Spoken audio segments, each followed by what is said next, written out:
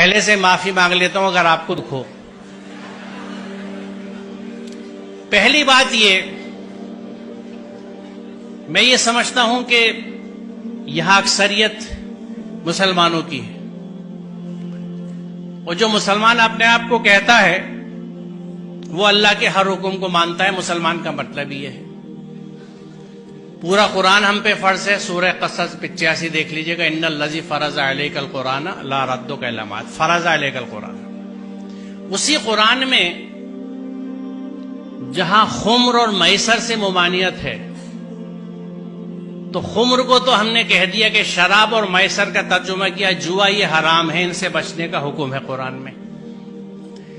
میسر، جس زمانے میں یہ قرآن اترا، مفت پیسہ کمانے کا طریقہ صرف جوا ہوتا تھا، اس لیے اس کا ترجمہ جوا کیا گیا۔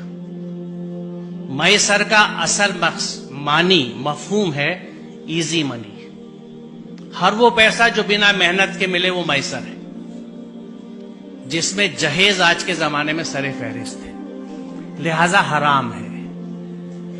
یہاں عربی کے پروفیسرز بھی بیٹھے ہیں، شاید اسلامک اسٹڈیز والے بھی ہوں، نہ ہوں تو آپ مل لیجئے گا، پوچھ لیجئے گا کہ میسر کا مفہوم کیا ہے۔ وہ پیسہ جو بنا محنت کے حاصل ہو، ہر طرح کا، اس میں جوا بھی ہے، سٹا بھی ہے، ریس بھی ہے، اس طرح کی اسٹاک مارکیٹس بھی ہیں جن کو سٹا ہی کہا جاتا ہے، یہ سب حرام ہے۔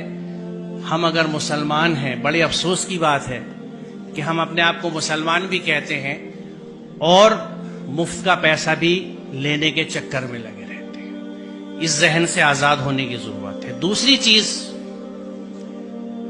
الحمدللہ بیٹا بھی پالا ہے اور بیٹی بھی پالی ہے۔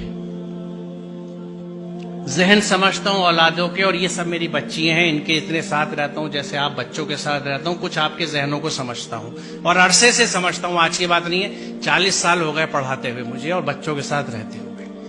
اس تجربے سے میں آپ کو بتا رہا ہوں کہ بچی اپنے ماں باپ سے بہت محبت کرتی ہے۔ آپ اپنے گھر میں دیکھ لیجئے گا، اپنی بہنوں کو، اپنی ماں کو دیکھ لیجئے گا، میں کیسے کتنا بڑا رشتہ ہے ان کا، آج بھی نہیں بھولی، کبھی کبھی اس پہ جھگڑا بھی ہو جاتا ہے۔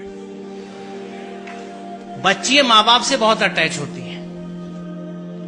بچی کبھی اس بات کو نہیں بھولتی کہ اس رشتے کے لیے میرے ماں باپ نے کتنی تکلیف اٹھائی ہے اپنے سمدھانے کی ڈیمانڈز پوری کرنے کے لیے۔ جو بچی اس دکھ کے ساتھ آپ کے گھر میں آ رہی ہے، وہ آپ سے اور آپ کے گھر والوں سے کبھی سچی محبت نہیں کر سکتی۔ لکھ لیجئے سر، آپ بہت برا سودا کر رہے ہیں۔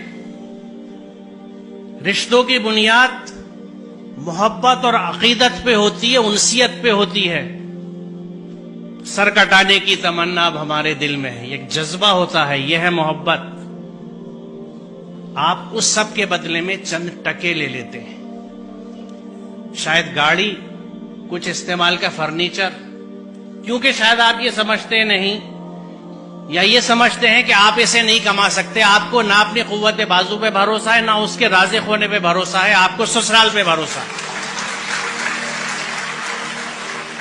سوچئے ذرا، اس سے بڑی نامردی کی کوئی مثال نہیں ہے۔